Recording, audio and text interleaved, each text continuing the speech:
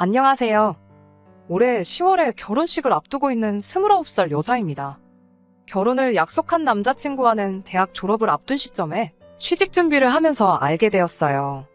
지금도 좋은 일자리 구하기 힘들다고 연일 뉴스에서 떠들지만 5년 전에도 좋은 직장 들어가는 건 하늘의 별 따기나 마찬가지였습니다. 대학만 가면 다 끝날 줄 알았는데 취직 준비하는 게 대입 시험 때보다 더 힘들더라고요. 목표한 점수까지 도달해도 취직이 될지 안 될지 확신할 수가 없다 보니 자격증이며 이런저런 조건을 채워도 서류조차 통과하지 않을 때도 있었으니 심리적으로 많이 힘들었어요.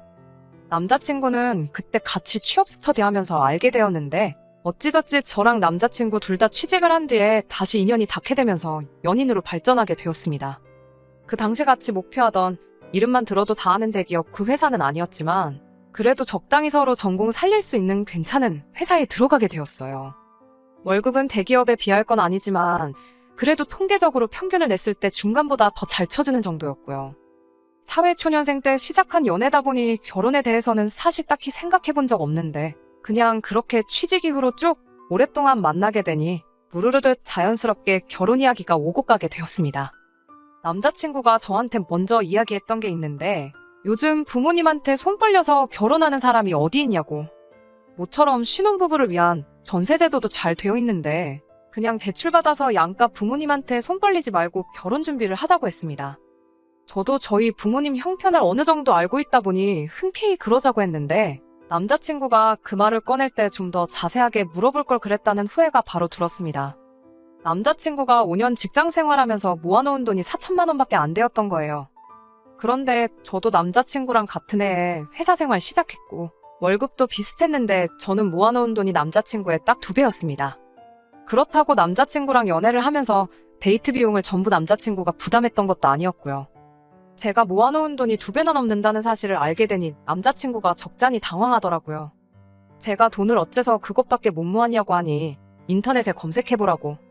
현실적으로 5년 직장 생활에서 4천 모은 거면 잘 모은 편에 속한다고 하면서 자기 주변에는 자기보다 잘 모은 사람들이 한 명도 없다고 오히려 당당하게 나오는 거예요. 남자가 사회생활하고 그러려면 돈쓸일도 있고 그러지 않겠냐고 제가 이해해야 한다고 하는데 솔직히 남자친구랑 오랜 기간 연애하면서 사람이 나쁜 사람이 아니란 것도 알고 있었고 가족만큼 편해졌기도 해서 결혼을 결심한 거긴 하지만 저렇게 뻔뻔하게 나오는 모습을 보니 결혼을 다시 생각해야겠다 하는 마음이 굴뚝 같더라고요. 연애할 때도 단점이라고 생각했던 게 꼭 자기를 주변에 어떤 상황과 비교를 할 때마다 꼭 자기보다 상황이 못한 사람들하고만 비교를 하고 싶어 했어요. 예를 들자면 모아놓은 돈 가지고 변명했던 걸 들 수 있겠네요. 자기가 알아보니 현실적으로 직장 생활하면서 1년에 1,000만 원도 못 모으는 사람들이 부지기수다 하는 인터넷 게시물을 어디서 보고 저렇게 이야기하는 거였거든요. 그런데 조금만 더 검색해보면 직장 생활 5년 차에 1억을 모았네, 1억 5천을 모았네 하는 글들도 심심찮게 찾아볼 수 있었어요. 애초에 1억이나 모았을 거라곤 기대도 안 했지만 적어도 저랑 비슷하게는 모았을 거라 생각했는데 제 반밖에 안 되었으니 낭패였지요. 남자친구도 분위기 파악 정도는 할 줄 아는 사람이었으니 제가 심기가 불편하고 상황이 좀 안 좋게 돌아가는 걸 눈치챘나 봐요. 한동안 제 눈치를 그렇게 보면서 있었는데 며칠 지나지 않아서 목소리에 잔뜩 힘이 들어가서는 자기 부모님께서 자기 결혼할 때를 위해 모아둔 돈이 있으시다며 1억을 보태주시기로 했다 자랑처럼 이야기하더라고요. 먼저 부모님 손 안 벌리고 결혼하자던 사람이 상황이 급박해지니 부모님께 도움을 요청했다는 건 안 봐도 비디오였습니다. 그래도 그걸 가지고 따지지는 않기로 했어요. 남자친구 말 맞다나 갑자기 어디서 힘들게 구하신 것도 아니고 아들 장가 보낸다고 쭉 모아왔던 돈이라고 하니까 말입니다. 그런데 남자친구 쪽에서 남자친구가 모아놓은 돈은 차치하더라도 계획에는 없었던 1억이라는 큰 돈을 해주기로 했는데 저라고 저희 부모님 상황 힘든 거 알고 있지만 저희 쪽에서 아무것도 안 해가게 둘 수가 없더라고요. 저희 부모님한테 이 이야기를 했더니 저랑 같은 반응을 보이셨고 예비 사돈 댁에서 그렇게 보태는데 당신들도 가만히 있으면 그건 나중에 이야기 나올 수도 있다고 일단 노후 자금으로 쓰신다고 적금을 여러 개 들어둔 게 있는데 그중 하나를 깨서라도 2천을 만들어주겠다 하셨습니다. 그럼 제가 모은 돈 8천에 부모님이 지원해준 돈 2천에서 1억을 해가는 거나 마찬가지니까요. 여전히 남자친구가 모아놓은 돈과 남자친구 집에서 지원해주기로 한 1억 4천보다는야 부족하지만 애초에 시작을 반반 결혼하기로 했던 것도 아니었고 부모님 도움 없이 하기로 했던 결혼이니 그게 그렇게 문제될 건 없겠다 싶었습니다. 그래서 총 2억 4천으로 결혼 준비를 하기 시작했지요. 2억 4천에 신혼부부를 위한 전세대출을 받아서 신혼집을 구하기로 했어요. 혹시 모를 주택청약 당첨의 기대 때문에 조금이라도 목돈을 만들어두고 싶었고, 그래서 욕심내지 않고 집도 딱 신혼 때 몇 년 살기 괜찮은 정도로만 구하고 혼수랑 결혼식 비용도 최대한 아껴보기로 결정을 했습니다. 혼수 같은 경우에는 나중에 저희가 전세 말고 자가로 집을 구하면 그때 가서 할부를 하든 뭐를 하던 간에 좋은 걸로 하면 되겠다는 생각이었거든요. 그렇게 하나둘씩 착착 결혼 준비 해나가고 있던 상황이었는데, 지난주에 데이트하고 있는데 남자친구가 말도 안 되는 헛소리를 하더라고요. 자기 부모님이 1억이라는 큰 돈을 보태주지 않느냐. 그러니까 앞으로 자기 부모님한테 알아서 잘해야 한다. 뭐 이런 식으로 말을 꺼내는 거예요. 다른 건 없고 한 달에 한 번 정도는 시어머니랑 같이 백화점이나 아울렛 같은데 쇼핑 좀 다녔으면 한다는 겁니다. 자기가 외동아들인데 어머니가 이따금씩 딸이 있었으면 좋겠다고 하셨다고. 이참에 제가 딸 같은 며느리 역할 좀 톡톡히 해주면 좋겠다고 하더라고요. 아버지도 무뚝뚝한 성격이고 자기도 아들이다 보니 잘해드리고 싶어도 같은 여자인 제가 하는 것만 하겠냐더라고요. 어머니가 자기한테 전화 오면 참 좋아하시는데 무뚝뚝한 아버지 닮아가지고 자기는 전화하는 게 불편하니까 자기 대신해서 안부 전화도 자주 드리면 좋겠다니 어쩌니 하는데 무슨 생각을 가지고 저런 소리를 다 하고 있나 싶었습니다. 그러다 결정적으로 남자친구가 한마디를 더 보태는데 오만정이 다 뚝 떨어지더군요. 저보고 이제 여자친구가 아니고 며느리가 되는 거니까 시댁에 가면 불편한 티도 내지 말고 손님처럼 가만히 있지 말라는 겁니다. 왜 저런 이야기를 하나 했더니 결혼 허락 받으면서 예비 시댁에 들렀던 날 일에 대해서 말을 꺼내더라고요. 그래도 처음 인사드리러 간다고 해서 샤인머스켓 한 상자 사들고 인사드리러 갔었어요. 자리가 아무래도 어려운 자리다 보니 조금 어색하긴 했지만 최대한 자연스럽게 있으려고 노력했어요. 불편한 티는 최대한 내지 않으려고 노력했었는데 남자친구 눈에는 제가 많이 불편해하는 게 보였나 봐요. 이미 남자친구는 저희 집에 먼저 인사를 드렸고 그때 결혼 허락이고 다 받고 간단한 대화 몇 마디 나눴던 상황이었습니다. 적어도 남자친구가 저희 부모님께 인사드리러 왔을 때 물어보는 말에 로봇처럼 대답만 하고 뻣뻣하게 얼어붙어 있던 거 생각해보면 제가 그렇게 불편해했다고는 생각하지는 않았는데 사람마다 느끼는 게 다르니까 뭐 할 말은 없어요. 제가 가고 나서 무슨 이야기가 오고 갔길래 불편한 티를 냈다는지는 모르겠지만 손님처럼 가만히 있지 말라는 말은 무슨 말인지 짚고 넘어가야겠더라고요. 그러니까 남자친구가 대답이라고 한다는 소리가 그날 있었던 일을 가지고 걸고 넘어지더라고요. 자기 어머니가 식사 준비한다고 음식 차리고 있는데 가만 앉아만 있던 게 좀 보기 그랬다고 하는 거예요. 식사 끝나고 나서도 말이라도 설거지는 내가 하겠다 한마디 했으면 얼마나 보기 좋았겠냐고. 식사 끝나고 나서도 과일 몇 개를 내주셨는데 이젠 남자친구 어머니도 아니고 시어머니 되실 분이 과일을 자르고 계시는데 칼이라도 뺏는 신용이라도 했어야 한다는 거예요. 과일 이야기가 나와서 말인데 저도 그때 조금 서운했던 게 있었어요. 제가 샤인머스켓이며 이런저런 수입 과일들 여러 개를 사갔는데 솔직히 샤인머스켓 그거 예전만큼 비싸고 없어서 못 먹는 과일도 아닌데 제가 사간 과일들은 그대로 두고 어디 냉장고에 몇 달은 처박아 두신 건가 싶은 말라 비틀어진 사과 몇 개 썰어주신 게 전부였어요. 괜히 사간 거 생색내는 것 같아 아무 말도 안 하긴 했지만 서운했던 거 꺼내면 저도 한두 가지 아니지요. 당장 남자친구가 저희 집에 인사하러 왔을 때 빈손으로 왔던 거 하며 그런데 되려 지난 이야기 끄집어내가며 그땐 그랬고 저땐 저랬지 하며 앞으로 잘하라는 소리가 뭔가 싶더라고요. 그리고 여태까지 조용히 말 한마디 없다가 자기 부모님이 1억 보태주기로 했다고 큰 소리 떵떵 치는 것도 어이가 없었습니다. 남자친구한테 뭘 그런 것까지 미리 정해놓고 하느냐고. 결혼하면 며느리돌이 알아서 할 텐데 그렇게 대놓고 대리효도 강요하는 거 솔직히 말해서 좀 꼴불견이라고 솔직하게 제 생각을 말했습니다. 그리고 당신은 얼마나 우리 집에 사위돌이 잘하려고 그런 부탁을 하느냐고 따졌더니 남자친구는 오만상을 찌푸리며 내가 왜? 라는 반응으로 나오더라고요. 그러면서 한다는 말이 너네 집에서는 2천 보태주는 데 비해 우리 부모님은 1억이나 해주시지 않냐고. 그러니까 도리를 해야 되는 건 내가 아니고 너라고 하면서 딱 잘라서 말을 하더라고요. 여태 너 하는 꼴 보니 우리 부모님한테 그렇게 감사해야 하는 것 같지도 않아서 꺼낸 말이라며 결혼하면 알아서 잘하겠다고 회피하지 말고 노력하는 모습을 보이라네요. 결국 남자친구와는 그날 더 말이 통하지 않아서 그렇게 결론도 내지 못한 채 집에 돌아왔습니다. 원래는 퇴근하면 평일에도 가끔씩 만나서 결혼 준비한다고 만나 사소한 이야기 나누고 겸사겸사 데이트도 하고 돌아왔는데 오늘까지도 그냥 일 핑계 대면서 자리를 피하고 있어요. 결혼 이야기 오고 간 지 얼마나 됐다고. 차라리 사소한 걸로 자존심 싸움하는 거였다면 차라리 제가 아무 말도 안 했겠는데 시작부터 이런 역대급 대리요도 이야기를 꺼낼 줄은 몰랐습니다. 막말로 말이 남자친구 부모님이 1억을 해준다는 거지. 엄밀히 따지고 보면 저희 집보다 4천만 원 더 해오는 거거든요. 그걸 바꿔서 말하면 애초에 양가 부모님 지원 없었으면 남자친구가 저보다 4천만 원 덜 해오는 상황이었고요. 지금도 이러는데 만약에 저희 부모님이 2천만 원도 안 해주신다 했으면 얼마나 그걸 가지고 큰 소리를 떵떵 쳤을지 싶어요. 4천 차이에 이 정도인데 그게 6천만 원이었으면 조선시대 때 마냥 시부모님 상 차려드리고 저는 뭐 부엌 구석에 상 펴놓고 혼자 찬밥을 먹으라고 하고도 남았겠다 하는 생각도 들고요. 솔직히 결혼이고 뭐고 그냥 다 때려치고 싶은 심정입니다. 안녕하세요. 돈 얼마 더 해온다고 역대급 대리요도 강요하는 남자친구 때문에 사연을 보냈던 쓰니입니다. 댓글로 조언 남겨주신 분들께도 너무 감사드립니다. 남자친구와는 사연 올린 이후로 2주 동안 바쁘다는 이유로 안 만났어요. 주말에는 친구들하고 예전에 정해놓은 선약이 있다고 핑계대고 자리를 피했고요.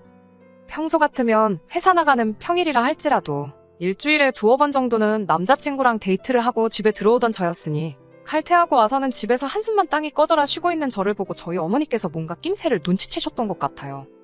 무슨 일이 있었는지 물어보시길래 남자친구와 있던 일을 다 이야기해줬더니 어머니가 대수롭지 않은 듯 그게 뭔 고민이냐고 하면서 언제 날 잡아서 남자친구나 한번 다시 집에 데려오라고 하시더라고요.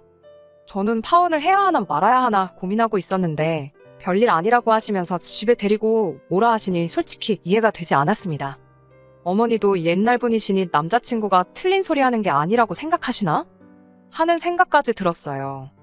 그 주말이 돼가지고 남자친구 보고 저희 부모님이 한번 보자시니 오라고 했어요. 2주 동안 제가 만나는 거 피하는 게 티가 날 정도로 행동했으면 어느 정도 눈치를 챘으면 좋으련만 자기가 불리한 상황에서는 그렇게 눈치가 빠르더니 아직도 기고만장해 있던 남자친구는 장인 장모님이 사위를 벌써부터 오라가라 하신다고 짜증 섞인 말투로 농담을 다 하더라고요. 집단에는 농담이라고 능청스럽게 말하긴 했지만 그 말 한마디에서부터 이미 남자친구가 평소에 어떻게 생각하고 있는지 잘 말해주는 거라 생각했습니다. 그리고 저녁 시간 맞춰서 남자친구가 저희 집에 찾아왔는데 기대는 안 했지만 역시나 또 빈손으로 몸만 덜렁 왔더라고요.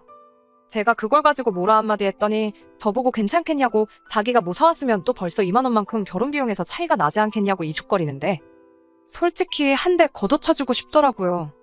아무튼 그렇게 저희 집에서 부모님과 남자친구 저 이렇게 넷이서 식사를 했습니다. 식사 끝나고 나서 어머니가 남자친구한테 할 이야기가 있으니 이쪽으로 와보라고 하시더라고요.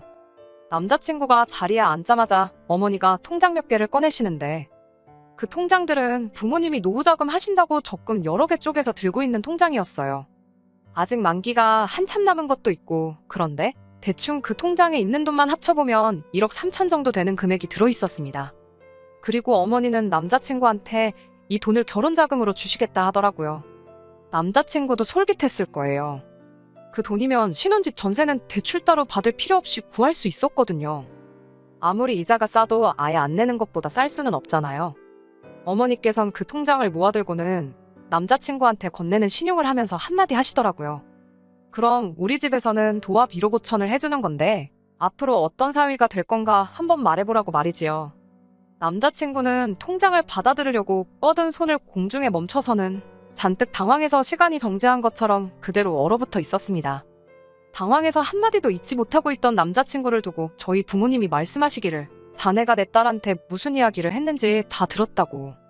그런데 이제는 우리 집에서 돈을 더 해주는 상황이 되었으니 이제는 상황이 반대가 된 게 아니냐며 똑같이 해야 되는 거 아니겠냐 하더라고요. 저희 아버지가 토요일이 되면 새벽바람부터 등산을 가고 일요일에는 조기축구회에 나가세요. 그런데 등산이며 축구며 혼자 다니시니 적적하신 것 같아 보인다고. 남자친구 보고 앞으로 주말에는 등산이든 축구든 하나 골라서 장인하고 같이 다닐 수 있도록 하라고 하시더라고요. 원래도 회사에서 가끔씩 회식 대신에 주말에 등산을 가자고 불러내는 문화가 있다고 했는데 그때마다 등산이라면 아주 질색팔색을 하던 남자친구였거든요. 그런데 대뜸 이제는 등산을 빼도 박도 못하게 매번 가야 한다니. 그리고 부장님보다 더 멀게 느껴지는 예비장인과 한계라니 남자친구한테는 악몽과도 같았을 겁니다.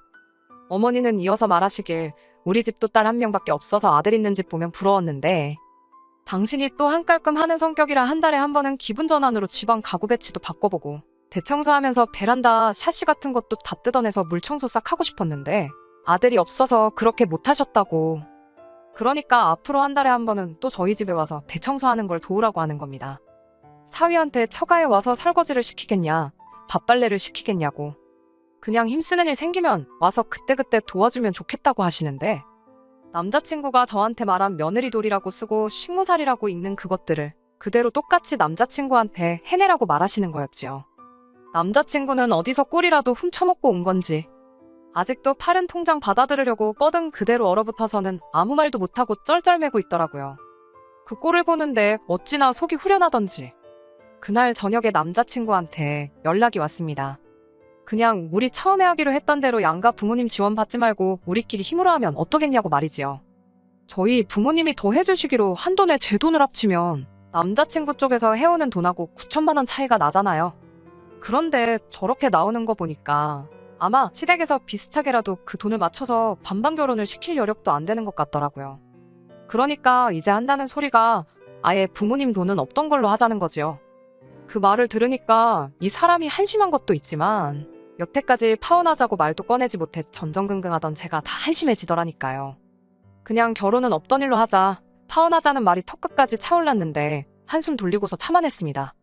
그리고 남자친구한테 그럼 부모님이 해주기로 한 돈은 있고 우리가 모은 돈만 가지고 결혼하자고 했습니다.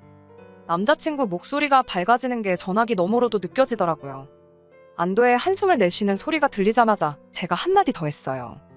그러면 이제 내가 무려 4천만 원 더 가지고 오는 거니까 나한테 남편돌이 얼마나 잘할 거냐고요. 나도 쇼핑 좋아한다고 한 달에 한 번은 백화점 데려가서 좋은 거 사달라고 했지요. 꼭 명품일 필요 없다고 그냥 그때그때 갖고 싶은 거 말할 테니 그거 사주면 된다고 했습니다. 그리고 일 마치고 퇴근하고 집에 들어오면 피곤한 티 내지 말고 집안일부터 하라고 했어요.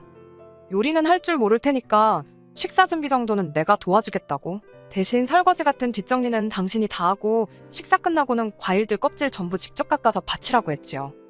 요리는 못해도 과일 껍질 정도는 벗길 수 있잖아요. 제 말이 끝나기 무섭게 남자친구가 갑자기 왜 그러냐며 쩔쩔매기 시작하더라고요. 지가 분리할 때만큼은 눈치가 그렇게 빠르더니 이번에도 역시나 눈치를 챈 것 같더라고요. 그래서 남자친구한테 기억 안 나냐고 했어요. 당신 부모님이 이렇게 해주기로 했으니까 나한테 며느리 돌이라고 포장해서 강요했던 대리효도 목록을 나한테 적용시켜서 똑같이 말한 건데 뭐가 문제가 있냐고요.